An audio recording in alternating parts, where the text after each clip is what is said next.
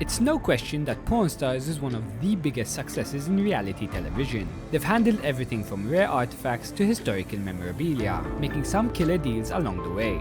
Though for years, fans have always wondered why every negotiation is so dramatic, how the Pawn Stars crew knows so much about every item that comes through, and even why they make so many Subway references. Well, behind the scenes, things aren't exactly as they appear on camera, because what you see is not always what you get when it comes to the gold and silver pawn shop. The show portrays what looks like a typical pawn shop, but with clever camera work and staging, the reality is quite different. Since its hit debut in 2009, the Las Vegas shop has become a full-blown tourist hotspot.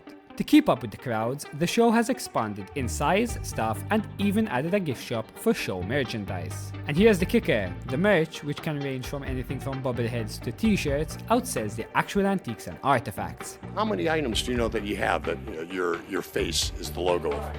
I don't even count. I wouldn't even know. I know I probably got like 6 or 7 shirts, like you said, coffee cups. We got ashtrays, coasters, blankets, bobbleheads. We probably have puzzles out there. You can even buy some of these items online through the official store. On TripAdvisor, visitors have complained about long lines of fans eager for a glimpse of TV magic, but hardly any actual pawners hoping to make a deal. According to manager Travis Benton, only 1 in 100 visitors show up to actually pawn their items. Once inside, the reality can be quite underwhelming. The shop is much smaller than it looks on screen.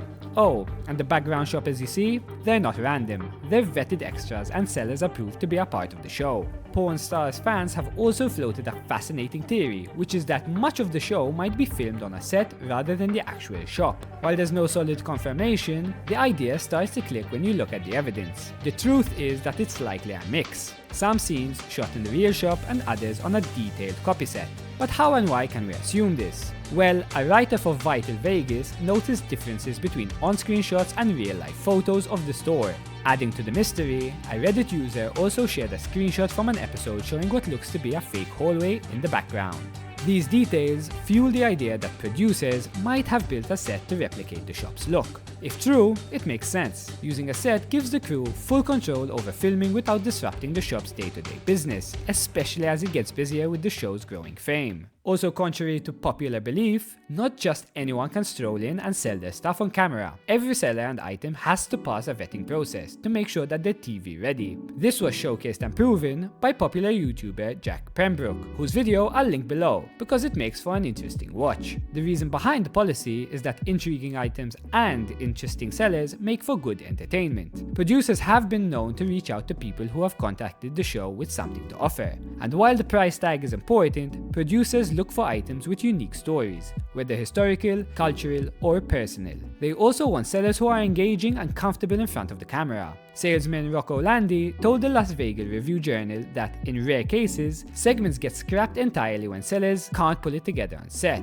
By carefully curating both the items and the personalities, the team ensures every episode stays entertaining, packed with surprises and free of dull moments. Although the big question is Pawn Stars scripted? After all, how does Rick Harrison seem to know every historical detail about every item on the spot? His answer is always the same, saying that he's a bookworm and how he nerds out about all things history. But let's also be real. If the cast were reciting pre-written lines, it might ruin the show's reality vibe. Luckily for fans, Pawn Stars isn't strictly scripted. At least, not in the traditional sense. Instead of memorized lines, the show keeps things semi-spontaneous with a behind-the-scenes crew shaping the narrative. Executive producer Brent Montgomery revealed to Odyssey that scripters work on set, feeding facts and steering conversations to add just the right mix of drama, info, and entertainment. Of course, this form of manipulation isn't quite unique to Pawn Stars. It's quite standard in reality TV.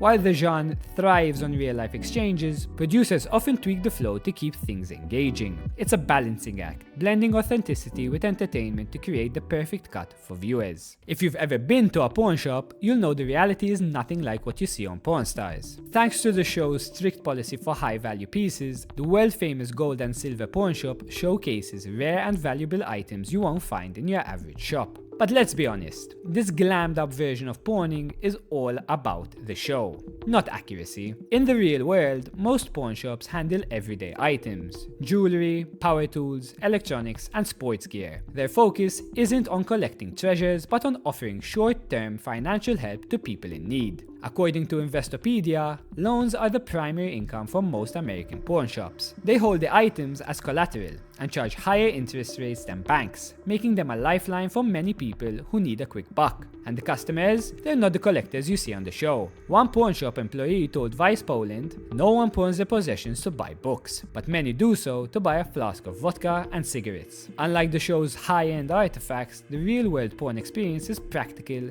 gritty, and far less elegant. With how pre-planned and controlled Pawn Stars feels, it's easy to wonder if some negotiation outcomes are nudged, or even predetermined by producers chasing peak entertainment value. When you notice the show's predictable back and forth between sellers and the shop, it seems there's a clear formula at play. Though, as mentioned before, the show isn't exactly scripted. Instead, the cast, skilled in negotiation, likely sticks to a polished, pre-established process that promises the best deal for both parties. Brent Montgomery told Odyssey that early on, he instructed the cast to try and buy the stuff even if they didn't want it. Sometimes, he actually admitted that sales are orchestrated for the sake of the show. If they never bought anything, the show wouldn't work. The high-stakes negotiations are the heart of the show. The tension, the haggling, the will they or won't they moments. Each deal or failed deal keeps viewers hooked, waiting for the next big twist. As Rick puts it, no one is gonna come in here and pay me what I'm asking. They never do. And if you're hoping to meet Rick, Corey, or Chumlee at the pawn shop, don't get your hopes up. What are the days like then versus now? The biggest difference is going from 12 employees to 60. So, we got more employees in the back of the shop than we had in the entire shop previously, Despite what Pawn Stars portrays, the main crew isn't behind the counter when the cameras are off. The reason? Running a pawn shop is a lot of work. Handling transactions and dealing with all kinds of customers isn't easy. With their now celebrity status and packed schedules, the cast just can't keep up with the daily grind. The shop's website points to Nevada privacy laws and busy schedules as the main reasons why you won't find them working the counter. These laws protect customer confidentiality, meaning the attention the stars get could accidentally reveal the identities of real customers. But don't worry, you might still catch them around for photos and autographs. Though if you really want to meet them, it's rumored that the Pawn Plaza next door is where they're more likely to be found. Lastly, product placements are a big money maker for TV shows, offering advertisers a less intrusive way to reach viewers. But when these placements get too obvious, they can mess with the so-called realness of reality TV. Pawn Stars' deal with Subway is a perfect example of how not to be subtle about such deals. Next time you watch, pay attention, because whenever the guys get hungry, they're always grabbing a footlong. Sure, they might like Subway, but the constant plugs are hard to miss. Does this make the show a sellout? Well, that depends on who you ask, but it definitely ruins the vibe once you know.